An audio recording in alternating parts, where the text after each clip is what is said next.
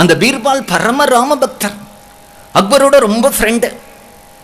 அக்பர் அவரை பக்கத்துல, தனக்கு சீட்டுக்கு பக்கத்துல தான் சம ஆசனத்துல உட்காத்தி வச்சுப்பார். நிறைய அந்த அக்பர் கேட்கக்கூடிய கேள்விகளுக்கெல்லாம் பீர்பால் ரொம்ப அழகா பதில் சொல்லுவார். ஒரு சமயம் அக்பர் கேட்கிறான் பீர்பாலை பார்த்து, உலகத்துல நாம எல்லாரும் கடவுளுடைய குழந்தைகள் தானே? ஆமா. இந்த உலகத்துல ஏதாவது தேவை ஏற்படும் பொழுது ஒரு மனிதனுக்கே திவ்யமான சக்தியை கொடுத்து கடவுள் தன்னுடைய காரியத்தை சாதிக்கிறத காட்டிலும் ஏன் அவரே உலகத்துல பிறந்து வந்து அவதாரம் பண்றார்? ஒரு மனிதனுக்கே அந்த சக்தியை கொடுத்துள்ளாமே. ராவணனை வதம் பண்ணணும், கம்சனை வதம் பண்ணணும்னா ஒரு மனிதனுக்கே அத்தகைய ஒரு பேராற்றலை கொடுத்து அதை பண்றதை விட்டுட்டு கடவுளே பூமியில இறங்கி வர வேண்டிய அவசியம் என்ன அப்படின்னு அக்பருடைய கேள்வி. பீர்பால் சொல்றார், இதுக்கு தகுந்த சமயத்துல பதில் சொல்றேன். சைத்திர மாதம் பௌர்ணமி அன்றைக்கு டில்லியிலே யமுனையிலே படகுகளுடைய ஒரு பந்தயம் நடக்கும், படகு போட்டி. அந்த படகு போட்டியை ராஜா தான் வந்து ஆரம்பிச்சு வைப்பார். 1000 படகுகள் கலந்து அந்த பௌர்ணமியிலே யமுனையிலே அந்த படகுகள் போகிறது பார்க்கறதுக்கு ரொம்ப அழகா இருக்கும். கடற்கரை அது மாதிரி பெரிய நதிகளில் சித்திர பௌர்ணமி அன்றைக்கு படகு போட்டிகள் நடக்கிறதுங்கிறது ஒரு வழக்கம்.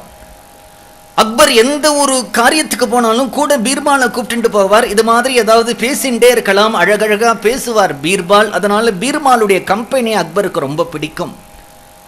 இன்றைக்கு சாயங்காலம் படகு போட்டி ராத்திரி 9 மணி 10 மணிக்கு ஆரம்பிக்க போறது, பீர்பால் நீ வந்துடு அப்படின்னு இருக்கார். படகு போட்டி ஆரம்பிக்கிறதுக்காக அக்பர் கப்பல்ல ஏறி ரெடியா இருக்கும் பொண்ணு இன்னும் பீர்பால் வரல.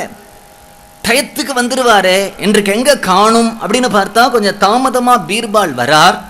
அக்பர் கேட்கிறார், என்ன பீர்பால் தாமதம்? இல்லை, உங்க குழந்தையும் அடம் பிடிச்சான், நான் கிளம்பும் பொழுது நானும் வரேன் அப்படின்ட்டு உங்க குழந்தைய கூப்பிட்டு வந்திருக்கேன்னு சின்ன குழந்தைய ஒரு பட்டு துணியில போத்தி கையில பீர்பால் வச்சுருக்கார்.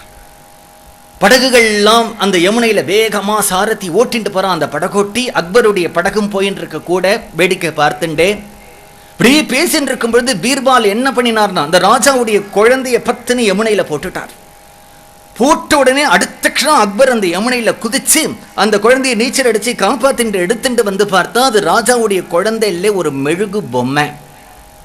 உடனே அக்பர் பீர்பாலை பார்த்து கேட்டான், என்ன இப்படி பண்ணிட்ட?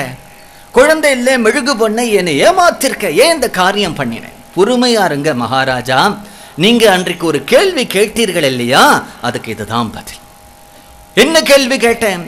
கடவுளே உலகத்துல ஏன் அவதாரம் பண்ணணும்? நம்முடைய யாருக்காவது ஒருத்தருக்கு அத்தகைய ஆச்சரியமான சக்தியை கொடுத்து நம்மள அதை பண்ண சொல்லலாமே நீங்க கேட்டீங்க இல்லையா? ஆமா. அதற்கு இதற்கு என்ன சம்பந்தம் பீர்பால்? இங்க பார்த்தீர்களா, நான் உங்களுடைய சேவகன். இந்த கப்பல்லையே உங்களுக்கு கூட எவ்வளவு சோல்ஜர்ஸ் இருக்கா?